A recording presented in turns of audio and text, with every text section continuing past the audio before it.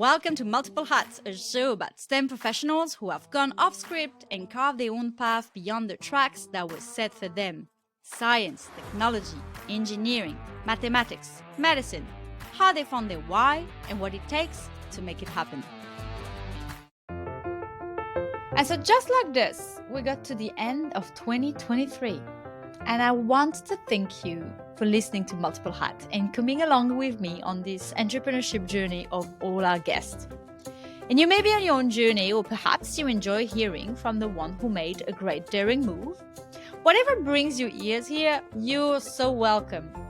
And on this short episode today, I would like to take this opportunity to connect with you on a personal level. When I launched Multiple Hats, I had been told about 1 million times to focus on one thing, and that it's best to do one thing well rather than many badly. And look, I get it. We can't do it all, and it's not a bad piece of advice. But if you're like me or any of the founders that I interviewed, you're probably craving more than just one thing. And I'm here to tell you that this isn't a bad thing, and in fact, it can be a strength.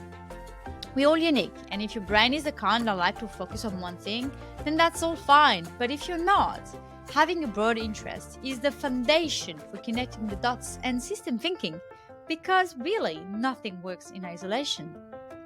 So for me, that was one driver, and that's how I fell into Multiple Hats. I just wanted to know, how do people whose brains work like mine were doing to leverage it, and what were they doing with it? And I figured out that they were all people who created their own script and did their own business.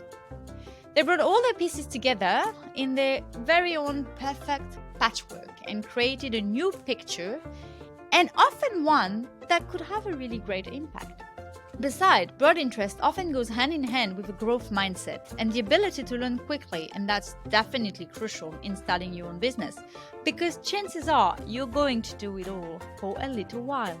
You're going to be the CEO, the CTO, the marketing specialist, HR, you name it. So versatility is going to be your best strength.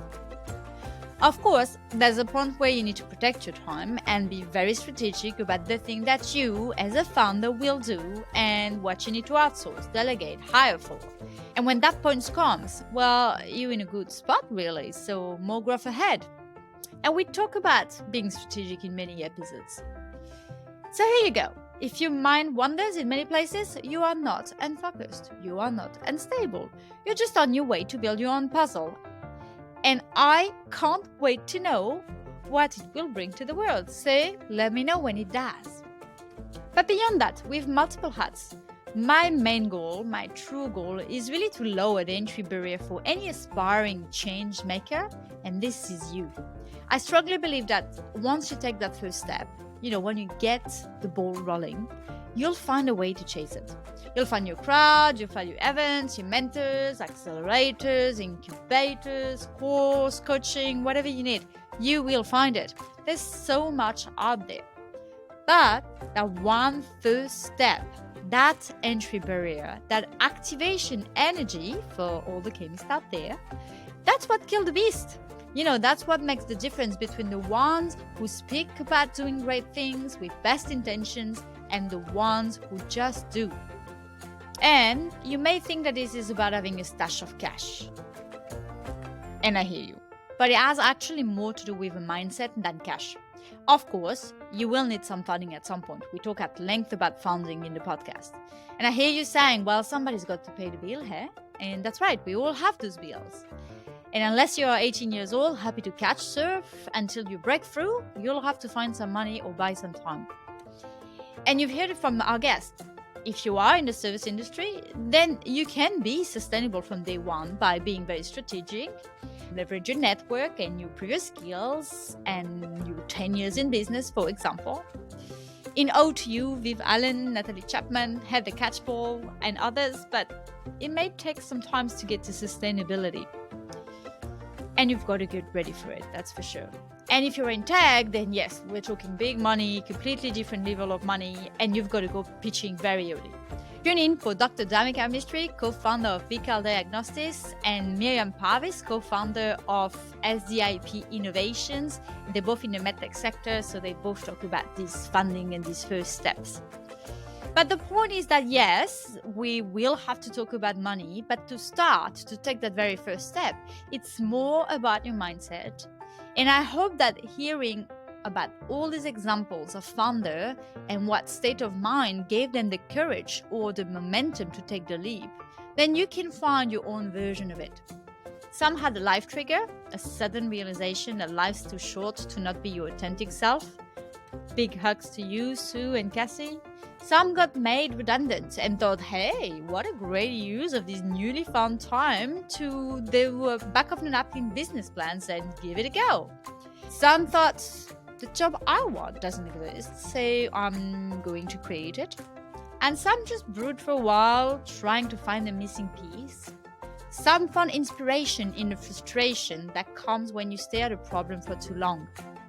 Wherever you stand in this spectrum, there is a way forward. If you're paralyzed by what if or what may, then just get out of your head and stop overthinking it. Instead, start experimenting. Taking a step isn't like jumping off a cliff or having a baby. It does not commit you for life. And if you start something, you can go back or even better, go elsewhere. Decisions are, for the most of them, very reversible to some extent, and they are elastic. So if you find your way into this new journey of entrepreneurship and realize that beyond the hype and the excitement and the social media, beyond that novelty, then that's not for you, then so be it. No regrets, and onwards with whatever you like best. It might even be what you were doing before, but with a new frame, because now you know that doing your own thing or doing your own business isn't what you wanted to do. Chances are that on your experiments, you met new people, found new ways of moving, and that you're seeing a whole new world that you didn't see before from where you were standing.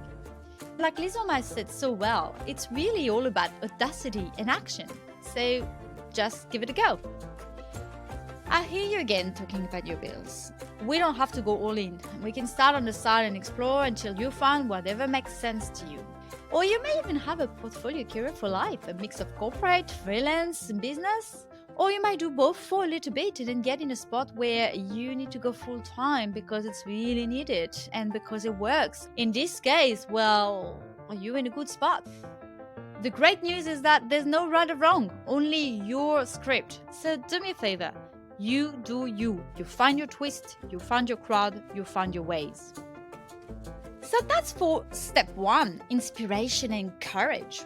And of course, we need to talk about what it takes to make it happen and what it takes to follow through.